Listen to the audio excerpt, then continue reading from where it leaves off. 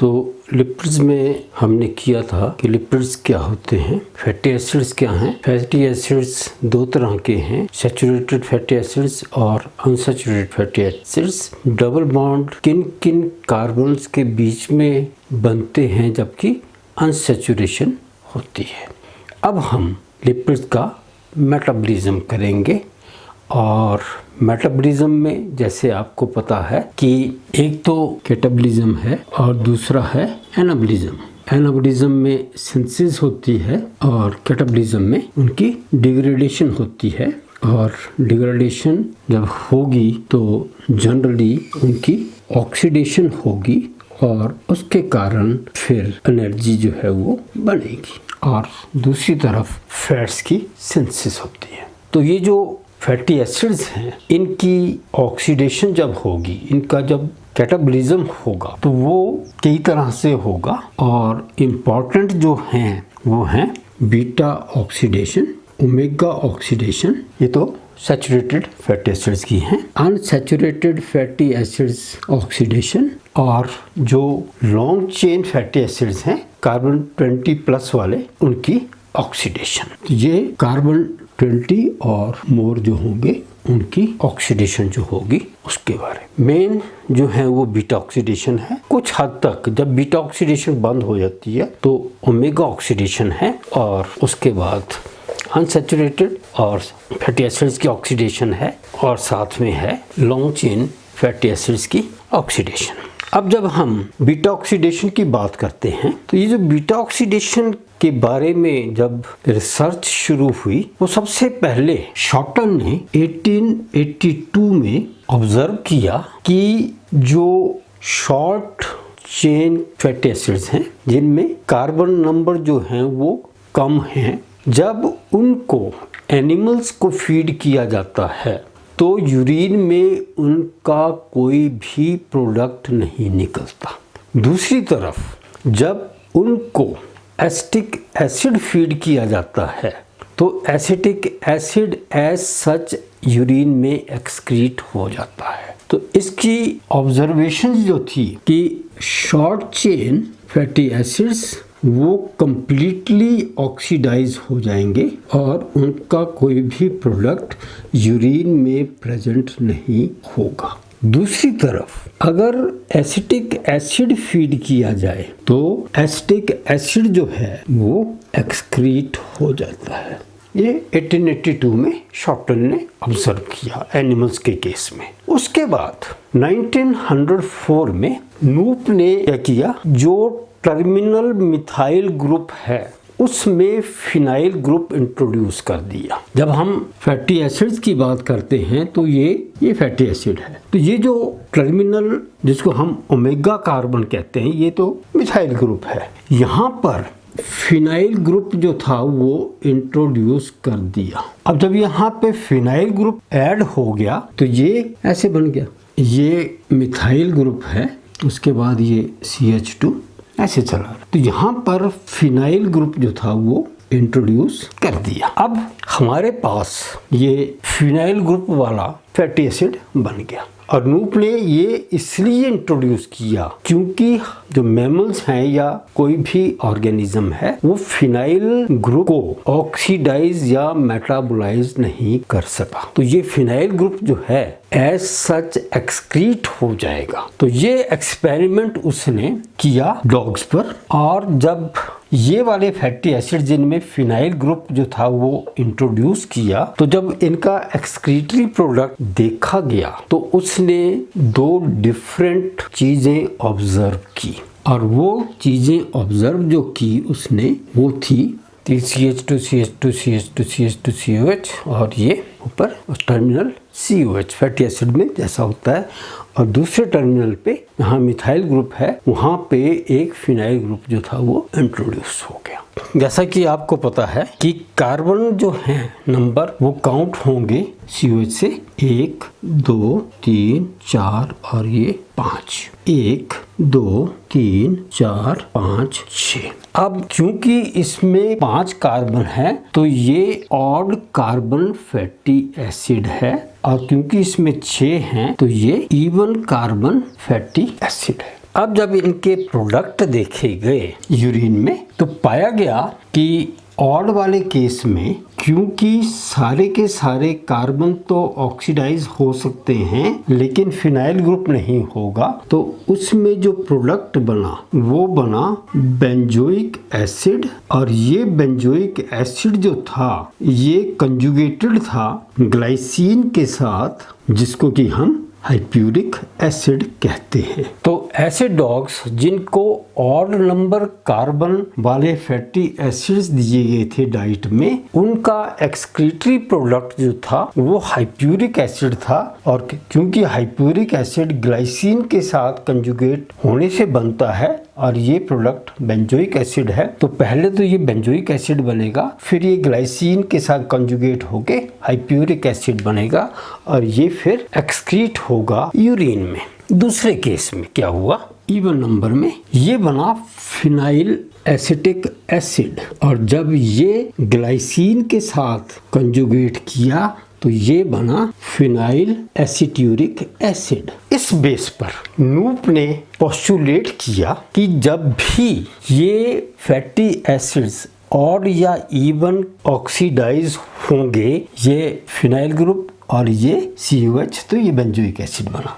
इसका मतलब इसमें 2, 3, 4 और 5 कार्बन जो हैं वो ऑक्सीडाइज हुए हैं। तो उसने पोस्टुलेट किया कि ये जब भी फैटी एसिड्स की ऑक्सीडेशन होगी तो उसमें हर स्टेज पे 2 कार्बन जो यूनिट्स हैं वो ऑक्सीडाइज होंगे।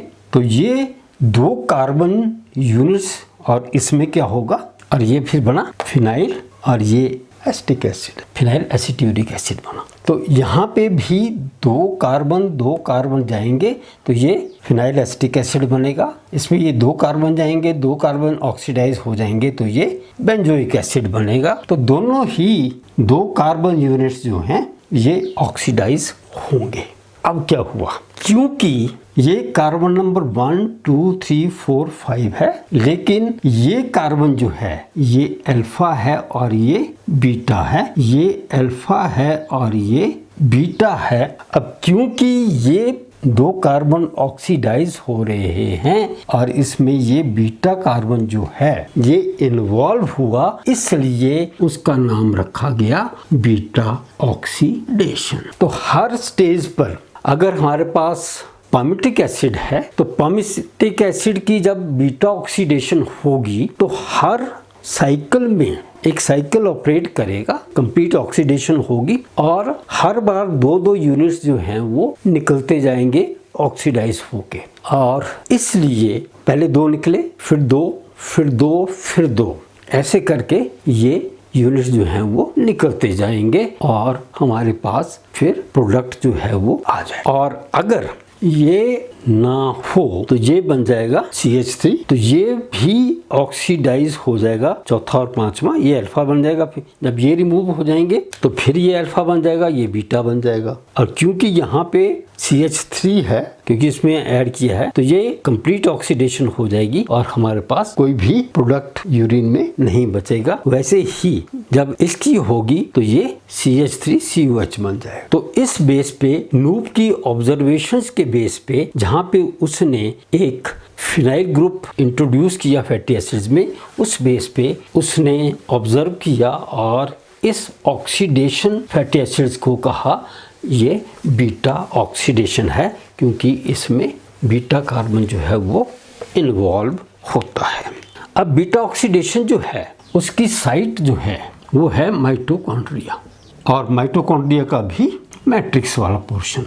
अब जो पहला प्रोसेस है बीटा ऑक्सीडेशन में वो है या स्टेप है वो है फैटी एसिड की एक्टिवेशन। जब ये फैटी एसिड एक्टिवेशन होती है तो बनता है फैटी एसाइल कोएंजाइम ए। तो फैटी एसाइल कोएंजाइम ए जो है जब बनेगा तो वो इनर मेम्ब्रेन से ट्रांसपोर्ट नहीं हो पाता, इट इज इम्परमिएबल। तो जब फैटी एसिड की एक्टिवेशन होगी तो फैटी एसाइल कोएंजाइम ए बनेगा, तो ये इनर मेम्ब्रेन माइटोकॉन्ड्रिया की है, उसको क्रॉस नहीं कर सकता, उससे डिफ्यूज नहीं कर सकता। तो इसको ट्रांसपोर्ट करने के लिए भी हमारे पास मैकेनिज्म है। और जो तीसरा है वो है ऑक्सीडेशन प्रोसेस। अब इसको हम एक एक करके लेंगे। तो एक्टिवेशन में क्या होगा कि ये जो फैटी एसिड है ये एटीपी की प्रेजेंस में, मैग्नीशियम आयंस की प्रेजेंस में ये बन जाएगा फैटी एसिड एडेनाइलेट या फैटी एडेनाइलेट। तो अगर हम ये फार्मूला देखें तो ये फैटी एसिड है। First step magnesium ions, enzyme thiokinase या fatty alkyl synthetase, ATP break करेगा तो एएमपी वाला पोर्शन फैटी एसिड के साथ अटैच हुआ तो ये बन गया एसाइल एडेनाइलेट और पायरोफॉस्फेट जो है वो निकल गया। तो एनर्जी जो है, बॉन्ड जो टूटा वो एएमपी और पायरोफॉस्फेट के बीच वाला टूटा।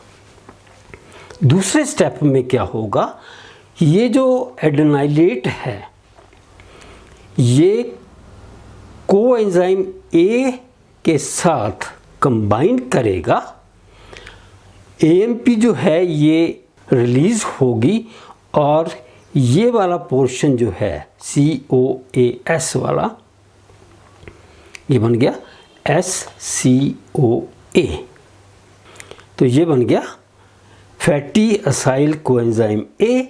और जो ये पायरोफॉस्फेट बना था तो इन दोनों के बीच में जो हाई एनर्जी बॉन्ड है ये जब ब्रेक करेगा तो फिर दो इनऑर्गेनिक फॉस्फेट रिलीज होंगे और एनर्जी जो है वो रिलीज होगी और इस फैटी एसिड की एक्टिवेशन हो जाएगी। अब एटीपी के यूज़ की दो स्कूल ऑफ थॉट्स हैं। एक स्कूल ऑफ थॉट तो है कि ये जो पहला स्टेप है एटीपी जो है वो एएमपी और पायरोफॉस्फेट में, और एएमपी जो है वो फैटी एसिड के साथ कंबाइन करके एडेनाइलेट बना देगा। और फिर जब ये सेकंड स्टेप आएगा तो एक और एटीपी जो है ये एएमपी और पायरोफॉस्फेट में कन्वर्ट होगा। तो ये सेकंड स्टेप जो है वो ये उसके बेस पे होगा। इसका कारण ये है कि जब ये एक्टिवेशन होती है फैटी एसिड की तो एनर्जी जो है यूज होती है वो है 13.4 किलो कैलोरी। और क्योंकि ये एटीपी जो है ये एक स्टेप पर 6.7 किलो कैलोरी एनर्जी प्रोवाइड करती है, इसलिए दो एटीपी यूज होती हैं 6.7 मल्टीप्लाइड बाई 2 तो ये 13.4 किलो कैलोरी हो गई। तो उस हिसाब से दो एटीपी जो हैं वो यूज होंगी एक्टिवेशन फैटी एसिड्स की जब होगी। ये इसलिए मैं आपको बता रहा हूं क्योंकि जब हम एनर्जेटिक्स करेंगे फैटी एसिड्स के ऑक्सीडेशन बीटा ऑक्सीडेशन के तो वहां पर हमें नेट एनर्जी जो बनेगी ऑक्सीडेशन से वहां पे दो एटीपीज माइनस करने पड़ेंगे, कम करने पड़ेंगे, क्योंकि इस हिसाब से दो एटीपीज यूज हो रही हैं। दूसरा जो स्कूल ऑफ थॉट है वो है कि जो पहला स्टेप है एटीपी जब पहले स्टेप में एएमपी और पायरोफॉस्फेट में कन्वर्ट हुई तो ये एएमपी फैटी एसिड के साथ कंबाइन करके एसाइल एडेनाइलेट बनाएगी और ये पायरोफॉस्फेट बन गया। तो ये जो बॉन्ड टूटा ये 6.7 किलो कैलोरी एनर्जी प्रोवाइड करेगा। दूसरे स्टेप में ये स्कूल ऑफ थॉट जो है ये ग्रुप कह रहा है कि ये जो पायरोफॉस्फेट है इसमें भी ये एक हाई एनर्जी बॉन्ड है, और जब ये high energy bond second step में यूज होगा तो ये हाई एनर्जी बॉन्ड जो है ये दो में ये टूटेगा, एनर्जी प्रोवाइड करेगा और ये एनर्जी भी 6.7 किलो कैलोरी ही है। तो टोटल फिर वही 13.4 किलो कैलोरी ही यूज हुए। तो एनर्जी तो उतनी ही यूज हुई, लेकिन एक स्कूल ऑफ थॉट है कि दो अलग अलग एटीपी जो हैं वो टूटेंगी। पहले स्टेप पे एक एटीपी फिर वो AMP बनाएगी और उसके बाद दूसरी ATP और वो फिर एनर्जी जो है वो प्रोवाइड करे। दूसरे के हिसाब से AMP और पायरोफॉस्फेट जब बना तो ये जो पायरोफॉस्फेट है इसके बीच में जो P और P के बीच में डबल बॉन्ड है इसमें भी उतनी ही एनर्जी होती है और ये एनर्जी एक्टिवेशन के लिए सफिशिएंट है। उस हिसाब से एक ATP यूज हुई और दूसरे हिसाब से 2 ATP जो हैं वो यूज होती हैं। अब ये हमारे पास फैटी एसाइल कोएंजाइम A बन गया और ये फैटी एसाइल कोएंजाइम A जो है ये हमारे इनर मेम्ब्रेन जो माइटोकॉन्ड्रिया की है उसको क्रॉस नहीं कर सका, ये इम्परमिएबल है। ये जो फैटी एसाइल कोएंजाइम A है ये इनर माइटोकॉन्ड्रियल मेम्ब्रेन को ट्रांसपोर्ट नहीं हो सकता एज सच, इसलिए उसकी ऑक्सीडेशन नहीं हो सकती। इसलिए जो सेकंड स्टेप है उसका ट्रांसपोर्ट है फैटी एसाइल कोएंजाइम A का। तो ये हमारे पास इनर माइटोकॉन्ड्रियल मेम्ब्रेन है और हमें फैटी एसाइल कोएंजाइम A यहाँ पे ऑक्सीडाइज करना है, ये है मैट्रिक्स। तो इसके लिए ये जो माइटोकॉन्ड्रिया के बीच में फैटी एसाइल कोएंजाइम A जो बना ये क्योंकि इस मेम्ब्रेन को क्रॉस नहीं कर सकता है इसलिए ये कंबाइन करेगा कार्निटीन के साथ और बनाएगा फैटी। तो ये कार्निटीन के साथ कंबाइन करेगा तो फैटी एसाइल कार्निटीन बनाएगा और कोएंजाइम A जो है वो रिलीज हो। इसको हम एसाइल कार्निटीन भी कहते हैं और ये एंजाइम जो होगा कार्निटीन और एसाइल कोएंजाइम A को जोड़ने वाला इसको हम कहते हैं CAT1। CAT1 का मतलब है कार्निटीन एसाइल ट्रांसफरेज 1। अब ये हमारे पास बन गया एसाइल कार्निटीन, ये बन गया हमारे पास। अब यहाँ पे इनर मेम्ब्रेन पे एक ट्रांसपोर्टर है और ये वाला पोर्शन जो है वो इस ट्रांसपोर्टर के थ्रू आ जाएगा मैट्रिक्स में। तो ये आ गया फैटी, या फैटी ना भी लिखे आप तो कोई बात नहीं है, एसाइल कार्निटीन।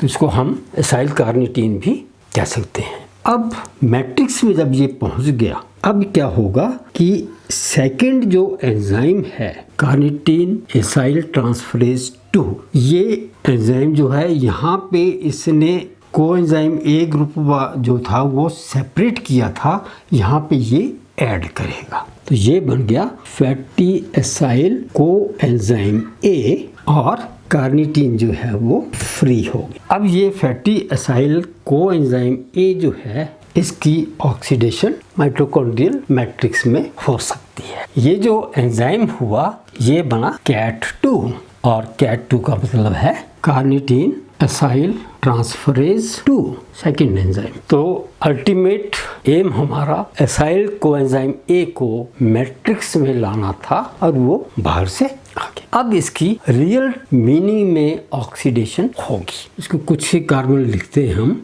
जो थर्ड स्टेप है वो है oxidation of acyl coenzyme A, जो कि बाहर बना और फिर इनर माइटोकॉन्ड्रियल मेम्ब्रेन को ट्रांसपोर्ट होके इनर मेम्ब्रेन जो माइटोकॉन्ड्रिया की है उससे ट्रांसलोकेट होकर जब मैट्रिक्स में आया तो वहाँ पर इसकी ऑक्सीडेशन होगी। तो पहला जो स्टेप है इस ऑक्सीडेशन में फैटी एसाइल कोएंजाइम A या एसाइल कोएंजाइम A में वो है डिहाइड्रोजिनेशन। तो ये फैटी एसाइल कोएंजाइम A है जो कि इनर मेम्ब्रेन को पास कर क्रॉस करके आया है कार्निटीन के थ्रू, और एंजाइम जो है वो है एसाइल कोएंजाइम A डिहाइड्रोजिनेज और कोएंजाइम है FAD flavin adenine dinucleotide. और ये दो हाइड्रोजन्स जैसे कि आपको पता है ये अल्फा और ये बीटा कार्बन है, तो अल्फा और बीटा कार्बन के बीच में बॉन्ड बनेगा डबल बॉन्ड। तो इसलिए एक हाइड्रोजन अल्फा कार्बन से और एक बीटा कार्बन से ये FAD लेगी और FADH2 में कन्वर्ट हो जाएगी और ये बन जाएगा, तो यहाँ पे डबल बॉन्ड बनेगा। तो ये अल्फा बीटा मैंने बना दिए और ये डबल बॉन्ड जो है वो ट्रांस है, ये बन गया alpha beta unsaturated trans fatty acyl coenzyme A. एक हाइड्रोजन अल्फा से और बीटा से तो डबल बॉन्ड आ गया, तो ये और ये ट्रांस है, सिस नहीं है। दूसरे स्टेप में क्या होगा, हाइड्रेशन होगी इस फैटी एसाइल कोएंजाइम ए की, जो कि अनसैचुरेटेड हो गया हुआ है, और हाइड्रेशन जब होगी इसकी, इसमें ऐड होगा एक वाटर मॉलिक्यूल। एंजाइम है हाइड्राटेज, इसको हम इनोइल टाइप रिएक्शंस भी कह सकते हैं, और ये वाटर मॉलिक्यूल फिर यहीं पे ऐड होगा। तो पहले तो वही हुए, अब यहाँ पे वाटर मॉलिक्यूल जो है वो ऐड होगा। अब क्योंकि ये बीटा कार्बन है तो इसका नाम हो जाएगा beta hydroxyl fatty acyl coenzyme ए। बीटा कार्बन पे ये ऐड हुआ तो ये beta hydroxyl fatty acyl coenzyme ए बन गया। तो अल्फा कार्बन तो फिर वही CH2 बन गया, अब बीटा जो है वो CHOH बन गया। इसके बाद जो थर्ड रिएक्शन होगा, इसमें फिर डिहाइड्रोजिनेशन होगी। तो ये जो beta hydroxyl fatty acyl coenzyme ए है, ये वही beta hydroxyl fatty acyl coenzyme ए, और इस बार जब इसकी डिहाइड्रोजिनेशन होगी तो ये डिहाइड्रोजिनेशन के लिए कोएंजाइम जो होगा वो NAD होगा, और ये जब रिड्यूस होगा NADH और H+ में, तो एंजाइम जो है वो है वही डिहाइड्रोजिनेज है, beta hydroxyl fatty acyl coenzyme ए डिहाइड्रोजिनेज। अब इसमें क्या होगा कि ये जो डिहाइड्रोजिनेशन होगी वो बीटा कार्बन पे होगी, कि बीटा ऑक्सीडेशन की बात कर रहे हैं हम। तो जब ये डिहाइड्रोजिनेशन होगी तो ये CO बॉन्ड बन गया और CH2COSCO। तो ये जो हमने वाटर ऐड किया था तो CHOH बना था, तो बीटा कार्बन पे एक ketonic group C double bond O जो है, एक हाइड्रोजन ये चली गई और एक ये चली गई, तो ये बन गया RCH2 CH2 C double bond O CH2 COSCO A। अब जो प्रोडक्ट बना ये बना कीटो ग्रुप कहाँ है, बीटा कार्बन पे, beta keto fatty acyl coenzyme A. तो ये थर्ड स्टेज हो गई। अब ये जो beta keto fatty acyl coenzyme A बना, स्टेप नंबर 3 में अब इसकी क्लीवेज होगी, और क्लीवेज में क्या होगा कि एक कोएंजाइम ऐड होगा, इसको थायोलेज भी कहते हैं, क्योंकि इसमें सल्फर है तो थायो ग्रुप जो है थायोलेज या क्लीवेज एंजाइम, और एडिशन होगी एक कोएंजाइम ए की। तो होगा क्या कि ये H जो है वो तो यहाँ ऐड हो जाएगा, और जब ये यहाँ ऐड होगा तो ये बन जाएगा हमारे पास CH3COSCOA। ये बन गया एसिटाइल कोएंजाइम ए, और ये क्लीवेज यहाँ हो गई है, तो ये बन गया CH2 + S CH3COSC ester coenzyme में, और यहाँ बचा हमारे पास RCH2 CH2 COSCOA। तो ये बन गया फैटी एसाइल कोएंजाइम ए, जहाँ से शुरू किया था, लेकिन उस वक्त हमारे पास ये CH2 CH2 CH2 CH2 4 थे, और जब एक साइकिल पूरा हुआ बीटा ऑक्सीडेशन का तो हमारे पास रह गए RCH2 CH2 COSCOA। इसका मतलब ये है कि ये बीटा कार्बन जो था इसको हम कहते हैं CH3COSCOA निकला, तो 2 कार्बन कम हो गए, 2 CH2 कम हो गए। हमने लिए थे R4 CH2 और COSCOA, और अब हमारे पास R2 CH2 COSCOA रह गए हैं। तो जब सैचुरेटेड फैटी एसिड होगा, पामिटिक एसिड होगा, तो पामिटिक एसिड में क्या है, ये है हमारे पास CH3, CH214 और COH। पामिटिक एसिड जो है इसकी ऑक्सीडेशन होगी, बीटा ऑक्सीडेशन होगी, तो क्या होगा, ये पहले कन्वर्ट होगा एसाइल कोएंजाइम A में, तो ये CH3, CH214 और COSCOA। तो जब पहला कंप्लीट हो जाएगा तो ये बच जाएंगे 12। 2 काम हो गए ना, यहाँ 2 काम हो गए, तो 14 में से 2 गए 12 रह गए। तो हमारे पास CH3, CH212, COSCOA। नेक्स्ट पे 10, नेक्स्ट पे 8, फिर 6, फिर 4, फिर 2, और जब दोनों ही खत्म हो जाएंगे तो हमारे पास क्या बचा, CH3। तो CH3 जब बचा तो उसका भी एक कोएंजाइम A बन जाएगा, और इसका तो बनना ही है। तो हमारे पास total COS acetyl coenzyme A कितने बनेंगे, एक यहाँ बना जब फर्स्ट ऑक्सीडेशन हुई, एक दूसरा यहाँ बना, तीसरा यहाँ बना, चौथा यहाँ बना, पांचवा यहाँ बना, छठा यहाँ बना, सातवां यहाँ बना, और ये 8 बन गए। तो जब भी पामिटिक एसिड होगा तो हमारे पास 8 एसिटाइल कोएंजाइम A बनेंगे, लेकिन ऑक्सीडेशन के 7 स्टेप्स होंगे, ये ख्याल रखना आप। एसिटाइल कोएंजाइम 8 बनेंगे, लेकिन ये जो 4 स्टेप्स हैं, डिहाइड्रोजनेशन, हाइड्रेशन, फिर डिहाइड्रोजनेशन और फिर क्लीवेज, ये स्टेप्स 7 होंगे, क्योंकि 8वें पे ये दोनों निकल जाएंगे। तो हमारे पास स्टेप्स तो हुए 7, और ये एसिटाइल कोएंजाइम A बने 8।